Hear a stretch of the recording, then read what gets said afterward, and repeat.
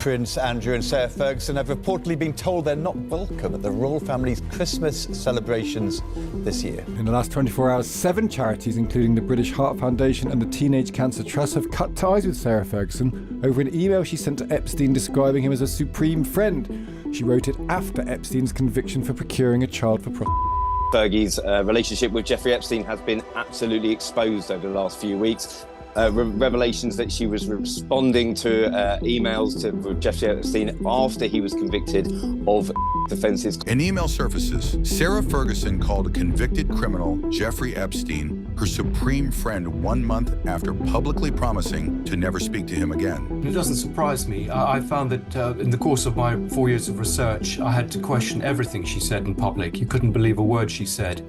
I've just been able to reveal today that she was actually in touch with Epstein for years afterwards, staying in his flats. But the Epstein scandal is just the latest chapter in a life defined by catastrophic judgment and desperate schemes. Once the scandal broke? As soon as I knew it was a scandal, not once it broke, Michael. But don't try and trick me now, because I'm not going to play this game. Delete that bit. John, can you just delete it, please, that bit? Because I don't want to go down this. This is the shocking truth about how Britain's most scandal-prone royal destroyed her own life. September 21st, 2025. The Sun and the Mail on Sunday published an email Ferguson sent Jeffrey Epstein in April 2011. The timing was explosive. Just 1 month earlier, Ferguson told the Evening Standard she would have nothing to do with Epstein ever again. The newspapers revealed Ferguson had written to Epstein apologizing for media reports. She allegedly told him she had not used certain words about him.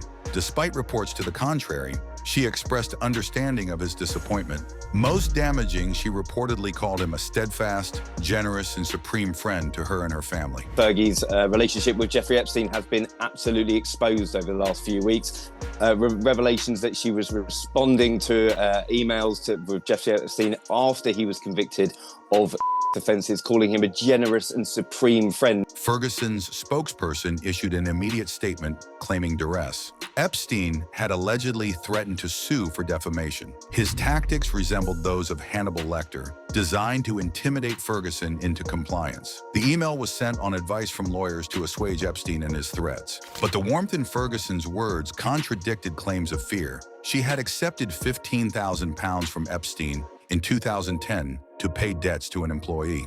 This occurred 2 years after his 2008 conviction for soliciting prostitution from a minor. The financial connection revealed a relationship far deeper than Ferguson had ever admitted. The context made everything worse. Ferguson's March 2011 Evening Standard interview had been carefully orchestrated damage control. She told the newspaper she abhorred pedophilia and children. She called accepting Epstein's money a gigantic error of judgment. She promised to repay the money and have nothing to do with him ever again. Plenty of evidence that, £15,000 was nothing to Epstein, and to be honest, it's nothing for her. And I have it both from somebody who worked for Epstein and a member of the royal household that the sum we should be talking about is about £2 million. 1 month later, she sent the Supreme Friend email. The contradiction destroyed her credibility entirely. If she genuinely feared Epstein's threats, why did Prince Andrew arrange for him to bail her out financially? Why maintain such a warm tone in correspondence? Why describe someone she publicly condemned as a supreme friend? Industry insiders noted the pattern. Ferguson had spent decades making catastrophic choices involving dangerous men. Steve Wyatt, John Bryan, Jeffrey Epstein. Each relationship promised financial salvation. Each ended in public humiliation and deeper debt. The email revelation came at the worst possible time. President Trump had just completed a state visit to Britain. The royal family had carefully navigated questions about Epstein connections during the visit. Ferguson's email destroyed those efforts within days of Trump's departure. Within 48 hours of the email publication, Ferguson's charitable world collapsed. Julia's House, a children's hospice charity, announced they were terminating her patronage. The statement was brief and clinical.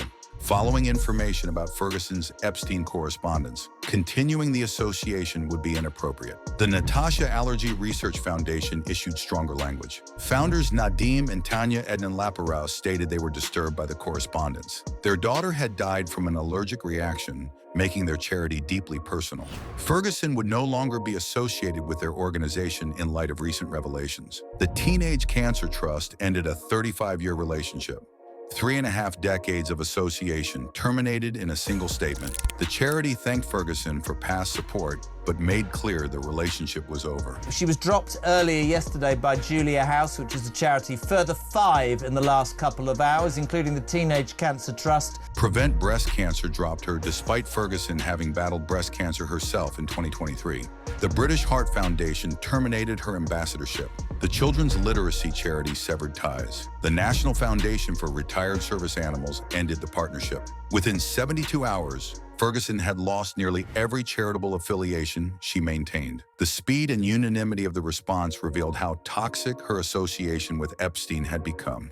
These were not hasty decisions. The charities had weighed reputational damage against decades of relationship. Ferguson's value to charities had always been questionable. Her involvement often mixed charitable work with commercial opportunities. She was accused multiple times of using charity trips as alibis for business ventures. Tax documents from 2007 showed the Sarah Ferguson Foundation raised over $500,000, but gave away only $22,600. Friends of Ferguson told The Times she was devastated by the embarrassment. She would explain herself to the wider royal family in due course, but the damage was irreversible. The charities had made their decision based on simple calculation. Association with Ferguson now carried more risk than benefit. The exodus revealed something deeper about Ferguson's position in British society. For decades, she had traded on royal connections and public sympathy. She positioned herself as a victim of palace machinations. A woman trying her best despite impossible circumstances. The charitable patronages gave her legitimacy and purpose.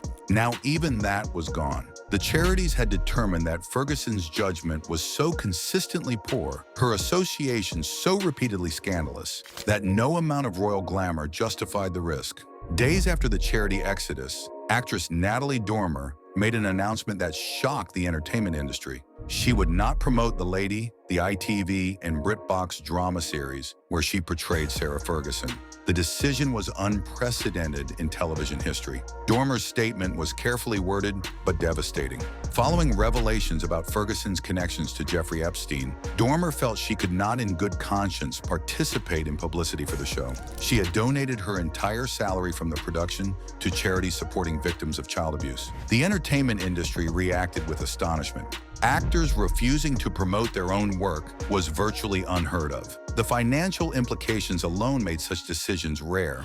Dormer was walking away from publicity that could boost her career and future earning potential. We're going to see you as Sarah, the Duchess of York. I know. You know what I mean? It's like, what? And there was a crossover. Is that you or is that her? No, that's me. Wow. Yeah, look at that. Wow. I think that's a actual pap photo that Right, got, that's- yeah. The timing of Dormer's announcement was calculated. The Lady had been positioned as a sympathetic portrayal of Ferguson's struggles. The series was meant to rehabilitate Ferguson's image by showing her as a victim of palace cruelty and media harassment. Dormer's withdrawal destroyed that narrative. If the actress playing Ferguson could not support her subject, how could audiences be expected to sympathize? The statement effectively declared that Ferguson's behavior was indefensible, regardless of how sympathetically it was portrayed. Industry insiders noted the courage required for Dormer's decision. The actress had spent months filming the series. She had studied Ferguson's mannerisms, interviewed people close to her, immersed herself in the role. Walking away from that work required conviction that Ferguson's actions were beyond redemption. The donation of her salary to child abuse charities sent an unmistakable message. Dormer was explicitly aligning herself with Epstein's victims rather than with Ferguson. The gesture made clear that Dormer viewed Ferguson's continued association with Epstein as a betrayal of vulnerable children. ITV and BritBox faced an impossible situation. They had invested millions in The Lady. The series was meant to capitalize on ongoing public fascination with royal scandals. Now their lead actress had publicly disavowed the project. The production companies issued careful statements supporting Dormer's right to make personal decisions, but privately, executives were furious. The scandal had transformed what should have been a rating success into a public relations disaster. Ferguson herself remained silent about Dormer's withdrawal. Her representatives offered no comment beyond repeating previous statements about the email being sent under duress. The silence suggested Ferguson understood that any response would only draw more attention to Dormer's damning decision. Reports emerged in late September 2025 that King Charles had made an extraordinary decision. Sarah Ferguson and Prince Andrew would not be invited to the royal family's Christmas celebrations at Sandringham. The exclusion represented Charles's most public rebuke of his brother and former sister-in-law. Sources close to the king stated he intended to keep the couple at distance following the Epstein email revelation. Charles had also made clear he wanted Ferguson and Andrew to remain invisible at future royal events. They should use discreet entrances and exits when attending family occasions. Avoid public areas, stay out of photographs. Prince Andrew and Sarah Ferguson have reportedly been told they're not welcome at the royal family's Christmas celebrations this year. One palace insider told The Times that Charles could not dismiss someone from being his brother. But if the Duke and Duchess stayed away this year, it would be for the best. It would spare the king from making more difficult decisions. The family would not be disappointed by their absence. The contrast to 2023 was devastating. That year, Ferguson received her first Sandringham Christmas invitation in 3 decades. She walked to church alongside the royal family. Cameras captured her apparent reintegration into the fold. The Queen had welcomed her back. Charles had extended an olive branch. Now that welcome was permanently revoked. The Epstein email had destroyed whatever goodwill remained. Charles could not risk Ferguson's presence bringing more scandal to holiday celebrations meant to project family unity. King Charles allegedly wants them to be invisible at future royal events. Prince William reportedly supported the exclusion strongly. Royal experts stated William viewed Ferguson and Andrew as direct threats to the monarchy's future. He wanted them completely frozen out, not just from Christmas, but from all royal events indefinitely. The decision placed Princesses Beatrice and Eugenie in an impossible position. Their parents were being excluded from family celebrations. Would the daughters attend without them? Would they boycott in solidarity? The situation created divisions that extended beyond Ferguson and Andrew themselves. Reports suggested Eugenie might spend Christmas with her husband's family. Beatrice had initially planned to travel abroad, but changed plans after receiving medical advice about her pregnancy. She attended Sandringham, effectively choosing the broader royal family over her parents. The Christmas ban represented more than social exclusion. It was Charles publicly declaring that Ferguson and Andrew had become liabilities the monarchy could no longer afford. Their associations with Epstein, their financial scandals, their poor judgment had reached a breaking point. Friends of Charles told reporters the king had tried the soft approach for years. He had given Andrew and Ferguson chances to rehabilitate themselves. He had shown sympathy for Ferguson's cancer battles. He had attempted to manage the situation quietly. The Epstein email proved those efforts had failed. Ferguson's judgment remained catastrophically poor. Her associations remained toxic. Her explanations remained unconvincing. Charles had no choice but to take a hard line. The 2025 Epstein email scandal was not an isolated incident. It was the latest chapter in a 40-year pattern of catastrophic decisions involving dangerous men and desperate financial schemes. In 1989, while married to Prince Andrew and pregnant with Princess Eugenie, Ferguson began an affair with Texas businessman Steve Wyatt. The relationship was Ferguson's attempt to fill the void created by Andrew's long absences at sea. Wyatt was handsome, attentive, and wealthy, or so Ferguson believed. Ferguson fell completely in love with Wyatt. She dreamed they would marry and live in America. She helped outfit his Washington apartment and filled out his Christmas list while waiting for him to make his fortune. The relationship ended when Wyatt grew distant and involved himself with another woman.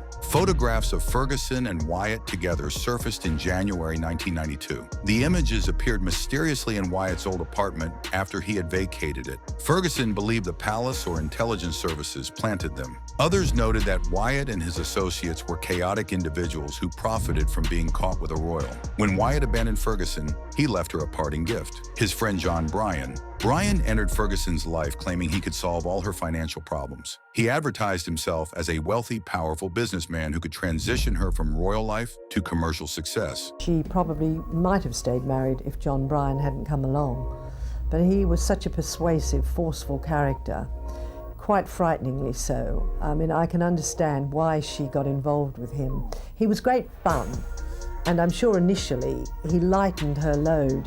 He provided her with a lot of happiness and a bit of relief from the grind and the ordeal of facing people inside Buckingham Palace. Bryan was a fraud. He enlisted others to help maintain the illusion of wealth. When confronted about the deception, Bryan joked that he just had to make the money before Ferguson discovered he did not have it. The relationship gave Ferguson someone who claimed to understand business while actually exploiting her royal connections for his own benefit. In August 1992, the Daily Mirror published photographs of Bryan kissing Ferguson's toes while she sunbathed topless. The images destroyed what remained of Ferguson's royal standing. She believed she was set up. Multiple witnesses observed her being photographed. A van with one-way mirrors, a motorcyclist following her car, the local newspaper publishing her arrival. Industry insiders later stated that at some level, Ferguson and Bryan wanted to be caught. They made too many obvious mistakes. The public exposure ended the relationship with Andrew but gave Ferguson the victim narrative she had been constructing. Then came Jeffrey Epstein. Prince Andrew had maintained a friendship with Epstein for years. When Ferguson faced potential bankruptcy in 2010, Andrew arranged for Epstein to bail her out with £15,000. The payment went to an employee Ferguson owed money. Ferguson later claimed she did not understand who Epstein was. She said she was taken in by his lies. But Epstein had been convicted in 2008. His crimes were public knowledge. Ferguson accepted his money anyway because financial desperation overrode moral judgment. The pattern was unmistakable. Ferguson repeatedly involved herself with men who promised financial salvation. Steve Wyatt, John Bryan, Jeffrey Epstein. Each relationship began with Ferguson believing she had found someone who could solve her problems. Each ended with public scandal and deeper debt. Ferguson's financial catastrophe began almost immediately after marrying Prince Andrew in 1986. She and Andrew received approximately £200,000 annually. The entire amount went to staff salaries, pensions, medical benefits, and costs of running a royal household employing at least 25 people. After paying staff, Ferguson received a modest allowance for personal expenses. It was never enough for the lifestyle she believed she deserved. Ferguson's spending spiraled out of control. She ran up enormous bills at stores like Harrods without paying. Owner Mohammed Al-Fayed never pressed her to settle accounts. She exploited this practice elsewhere. What we didn't know back then was that Al-Fayed, as the formidable billionaire owner of department store Harrods, was a serial predator.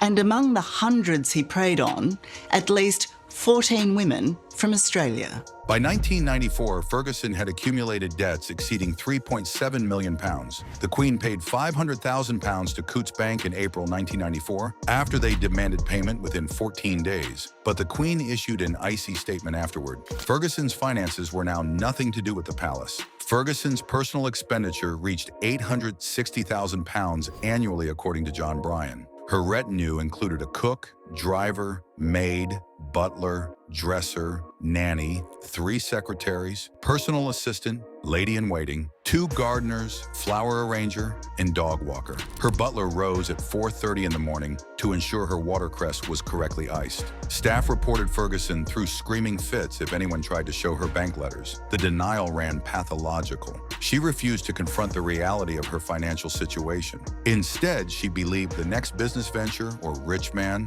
would solve everything. In 2006, Ferguson founded Hartmore LLC in the United States. The lifestyle company was meant to help with her career in publishing, media, and public speaking. She invested everything she earned from producing the Young Victoria film and from her children's books. The company collapsed in 2009, leaving Ferguson with debt of £630,000.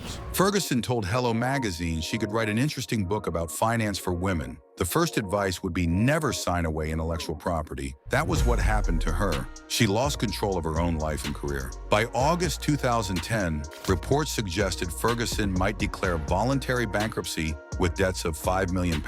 She would be the first royal family member to do so. Queen Elizabeth was reportedly horrified by the possibility. The shame would extend to the entire family. Ferguson managed to avoid bankruptcy partially because of Epstein's £15,000 payment in 2010, but the debts continued mounting. In 2014, Ferguson and Andrew purchased a Swiss chalet for £18.25 million.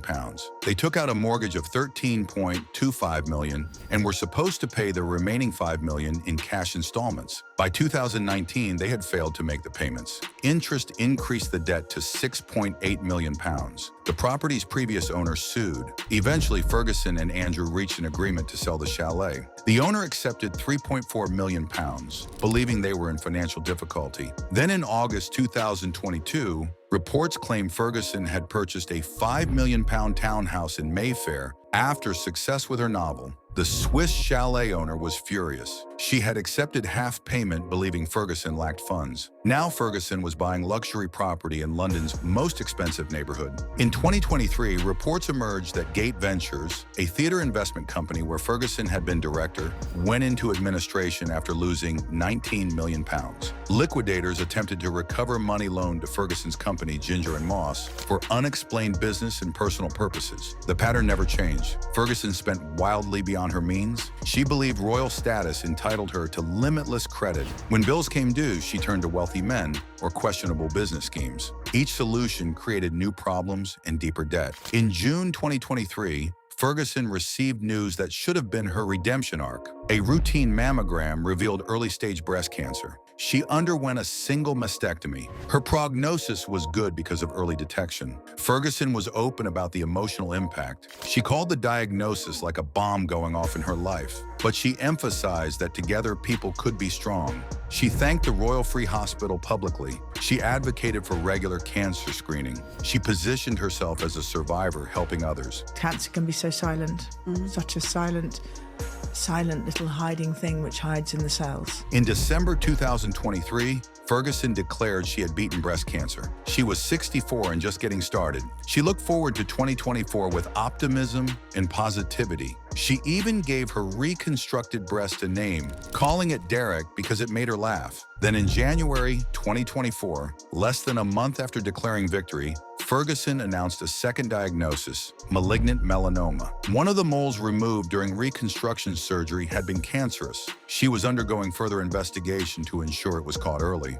Ferguson said another cancer diagnosis had been a shock, but she remained in good spirits. She hoped her experience underlined the importance of checking moles for changes. She was grateful for messages of love and support. The double cancer diagnosis generated enormous public sympathy. Even critics softened their assessment of Ferguson. She seemed vulnerable and human. Her advocacy for cancer screening appeared genuine. The cancer narrative gave her a redemption path after years of scandal. Ferguson became patron of Prevent Breast Cancer in October 2024. She partnered with NHS England on screening campaigns. She appeared at Teenage Cancer Trust events with her daughters. She seemed to have found purpose beyond royal scandal and financial disaster. The goodwill lasted barely 9 months. The Epstein email revelation in September 2025 destroyed everything Ferguson had built through her cancer advocacy. The charities that had stood by her during illness immediately severed ties. Prevent Breast Cancer, the organization where Ferguson had become patron just months earlier, dropped her. The Teenage Cancer Trust ended their 35-year relationship despite Ferguson's recent advocacy work with them. The cancer sympathy evaporated overnight. Ferguson had been given a gift: 2 cancer diagnoses that generated genuine public empathy, an opportunity to redefine herself as a survivor and advocate, a chance to move past decades of scandal and poor judgment. She squandered it with the Epstein email. The revelation proved that even facing mortality had not changed Ferguson's fundamental nature. She remained the woman who made catastrophically poor decisions about dangerous men, who prioritized financial desperation over moral judgment, who could not be trusted to tell the truth about her relationships. The cancer battles became just another chapter in the Ferguson tragedy, not a redemption arc, but another example of wasted opportunity, another instance of Ferguson receiving grace and throwing it away through her own choices. Long before the 2025 Epstein scandal, Ferguson's inability to handle scrutiny was captured in a disastrous 2011 interview with 60 Minutes Australia. The encounter revealed Ferguson's volatility, defensiveness, and disconnection from reality. The interview was meant to promote Ferguson's autobiography following the News of the World sting. Reporter Michael Usher expected candid conversation about Ferguson's rock-bottom moment. Instead, he witnessed a woman at war with herself. Ferguson began charmingly. She rode horses with Usher. She discussed her love of animals as refuge from public criticism.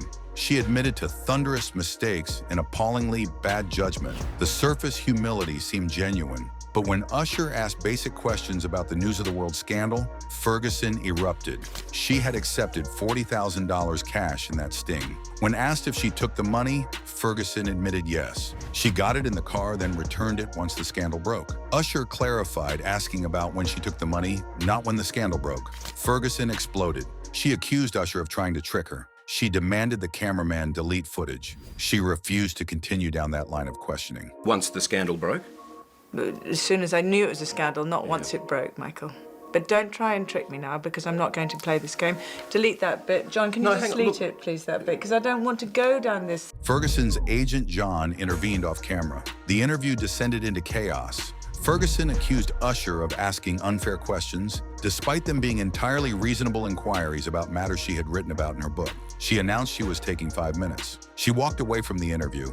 When Ferguson returned, her demeanor had shifted to cold hostility. Usher asked if she was okay. She replied curtly with yes. The warmth from earlier in the interview had vanished completely. She had gone from confidant to commoner in Usher's assessment. Ferguson's volatility continued throughout the interview. When asked about finding Sarah, the title of her book suggesting she was lost, Ferguson snapped back asking if Usher was lost. She deflected questions about past mistakes by saying it was difficult to go back over them. She claimed she was not the person who had made those choices. The 60 Minutes interview revealed Ferguson's fundamental inability to take responsibility. She could admit to mistakes in abstract terms. She could say she had bad judgment. But when pressed for specific details about specific incidents, she erupted in defensive rage or shut down completely.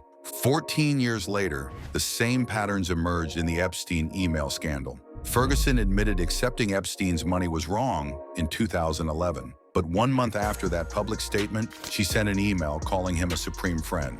When that contradiction was exposed in 2025, Ferguson claimed duress and victimhood rather than confronting her choices. In September 2025, Sarah Ferguson stood alone.